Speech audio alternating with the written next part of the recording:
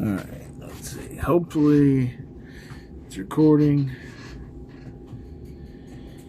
Oh shit. It's been a long couple days. My name is Chris. This is my channel, Just Getting By in 2025. So, the last day and a half I've spent on my piece of shit computer, which I think is full of bugs or something. It just keeps giving me not responding errors and blah blah blah, but I'm trying to edit a video. I just do raw footage like I'm doing right now, but I have a bunch of different clips put together where I built a food truck, and I'm trying to edit all that, put it together and make it entertaining, and hopefully you guys can gain some knowledge from it. Hopefully you gain some knowledge from any of my content. Speaking of which, if you do, like, subscribe, and please share. It would help this channel out a lot. I mean, this is only my third video. I plan on pushing as much as I can. This is my goal for 2025, is to blow up this YouTube channel. But anyways, today's video is going to be about how I took a $900 investment, put something I'm gonna try. Don't get me wrong, I'm gonna try. I'm gonna put a screenshot up here. How I took a $900 investment and I turned it into a lifelong journey. Basically, see, what is it? It's 2025. I started that in 2014. So it's been about 10, 11 years. I took a $900 investment and I went and I bought some pallets, like pallet merchandise where you can, buy shelf returns, yada yada. I'll try to put another screenshot up here. Some pallets. I bought 3 pallets. They were $300 each. And this was around 2014, 15. This was like right before Facebook Marketplace come into effect.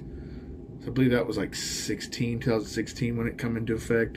So I took those 3 pallets, and Facebook yard sale groups they were banging back then.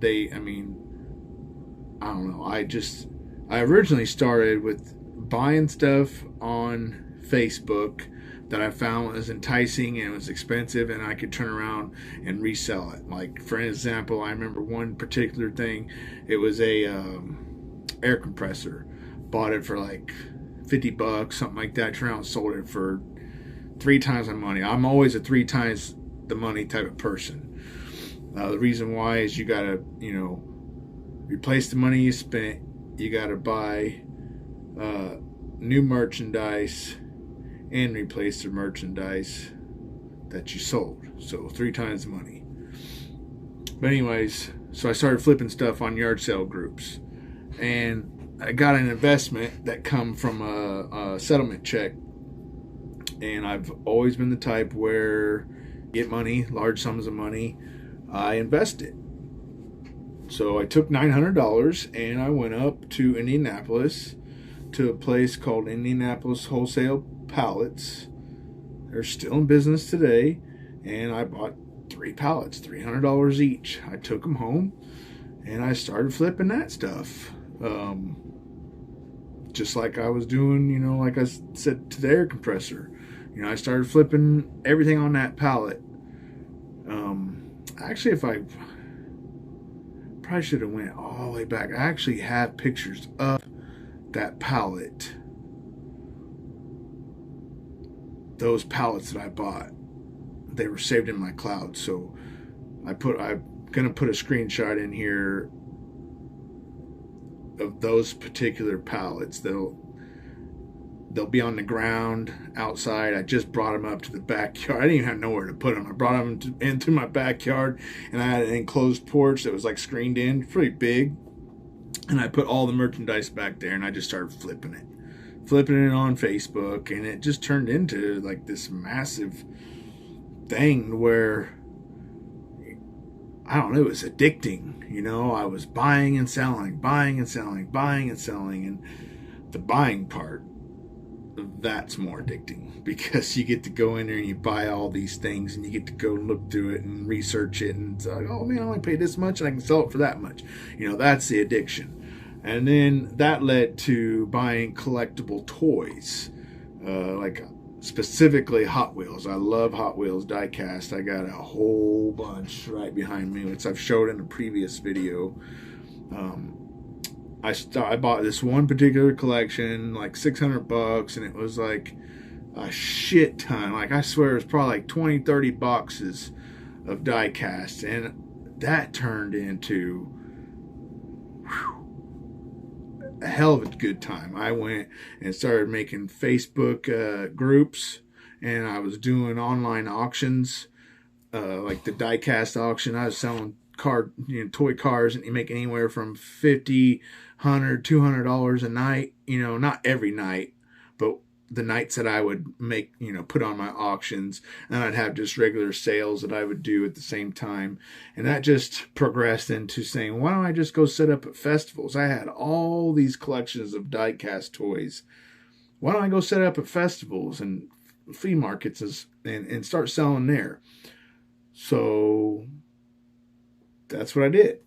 Started selling at festivals, flea markets, which I'll show you a screenshot of that. Particularly me, my son, and two of his friends were sitting there mowing down on some pizza. We're at a festival. This is when I just sold collectible toys. That went on for 4 or 5 years, from like 2017. Actually, I went on longer than 4 or 5 years. I went on from 2016, 17, probably 17, close to 17. Went on from 2017 on to when I just started my new venture, which this would be, I started it in 2023.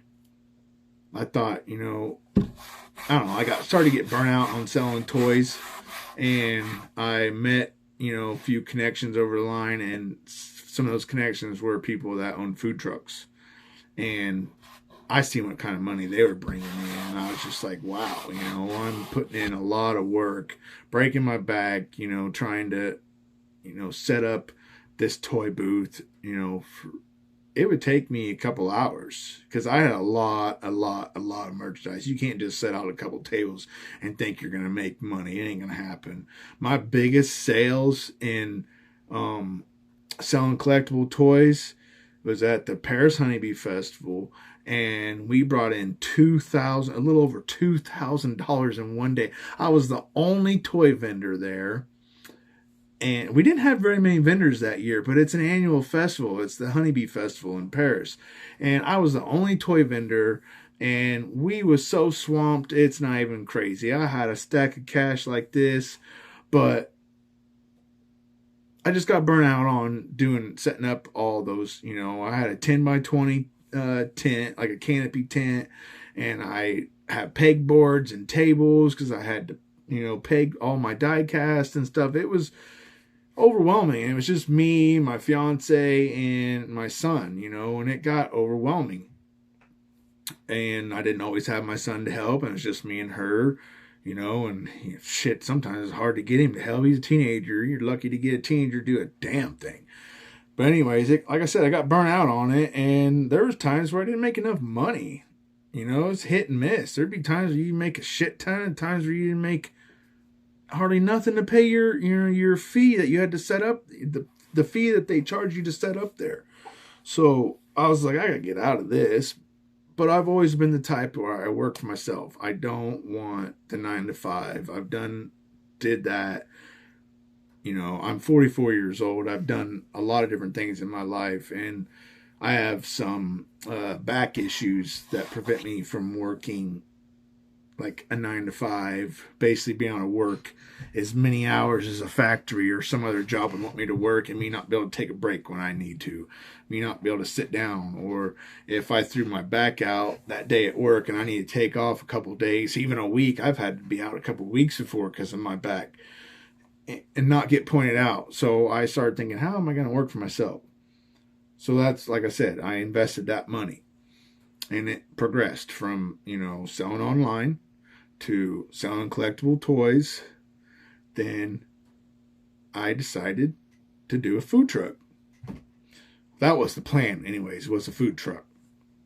So I bought a camper, and I'm a do-it-yourself type person. I have all kinds of skills, and if I don't have that skill, I'm going to go on YouTube, or I'm going to pick up a book and I'm going to learn it. That's just the type of person I am. And as you see, you'll find that out. The longer that you watch my videos, you'll see I got lots of how-to videos, or just, look at what I did videos, or, look what I built type things, and like I said, the boba truck, I've been trying to put that together the last couple of days and show you guys my progress and how I built this. But it turned it into a food truck. Well, I built this truck and had in mind to go for a little mini, like a smash burger truck. This is a little pop-up camper. I want to do smash burgers. We'll come to find out, the county that we live in, not all counties are like this, but we had to have a fire suppression system. Oh yeah, so the food truck, I will put a snippet, screenshot up here somewhere of that. Hey Mickey, of that actual food truck. But anyways, in certain counties you have to have. See, I'm like ADHD. Hey, look, squirrel. I was going on from one part of the conversation to another part of the conversation. Some counties require you to have fire suppression systems, and like these hoods and stuff. Anything that's grease related, you have to. It puts off grease vapors. You have to have a fire suppression system and a hood. I didn't know that. There's another $5,000. And I wasn't prepared for that. I was already into my build for, quite a bit of money. I'm not going to dispose of that right now, because that's going to be a video for later on, which I'm trying to currently do. Okay. So I said, shit, what are we going to do? I've built this truck up to it wasn't fully built, but I was like, what am I going to do? So we switched gears. I started talking with the fiance, and we decided to turn it into a drink truck, specifically a boba tea truck. And as we started putting it together more and more, we decided, what else can we implement in that? Because boba tea alone is not going to make us our money. So we come up with smoothies. We do slushies. We do milk tea. What else? That's it. But then it got cold out, and slushies and smoothies and cold drinks just didn't start to sell so well. So we're like, what are we going to do? I mean, this is our income. What are we going to do? We can't only do certain foods without a hood. So I started thinking, started doing research, and we come up with gourmet hot dogs and walking tacos, loaded nachos and cheese. And I know you're like, gourmet hot dog. How do you make a hot dog gourmet? Oh, there's lots of ways. You can fully load that son of a bitch, and it's good. Believe you me, I got about eight to 10 different ones to choose from. I went all over the internet looking for all kinds of different hot dogs, and I found about 8 of them within the same amount of ingredients. Like, I took like 10 ingredients, and I said, what can I put together with those 10 ingredients? And I come up with 8. I think it's 8 different hot dogs. And so, I mean, that's what we started pushing out in the winter. And surprisingly, people still want, not as much, but some kids still want some slushies. They want to freeze their little ass off out there with the slushie. And I'm like, whatever, I'll sell it, because I got to have ice anyway. So what's it to throw some ice in a blender and make my slushie? Because I don't do that Carnita, whatever, that pre-mixed shit you put in a thing. You go into the gas station, you see it doing this, and that's crap. I'll put real ice and some real syrup and some real simple syrup, and that shit's good. That's a good slushie right there. So that's what we started doing. And we started that in 2023. I started building it at the beginning of the year in January. Stopped in April or May. We went on a cruise, come back, finished it up, did my first show in June 2023, and We did it all last season in 2024. And then here comes 2025. And we're getting ready to start it again. And to come to the conclusion of how did my $900 investment turn into a lifelong journey, well, that's how. It like the wheels, I just put something in motion and the wheels just kept turning and turning and turning and turning. And still to this day, they turn. Like from the first season that we started this boba truck, we were clueless on what to do. We had lines so long and people piling up on, and we still have that. You go to the festivals and you'll see that at food trucks. I don't care if it's the fancy of the fanciest food trucks. They got lines that are a mile long because you can only pump out food so fast. You can only put so many people in that truck to help out. So, and then you get overwhelmed. There's more people than what you can produce. It's just, that's just the way the demands are at a festival. So, I mean, it just turned into a big old, it was a shit show at first, but we learned and we learned and we learned, and every year we learn. And I implement new things into next year.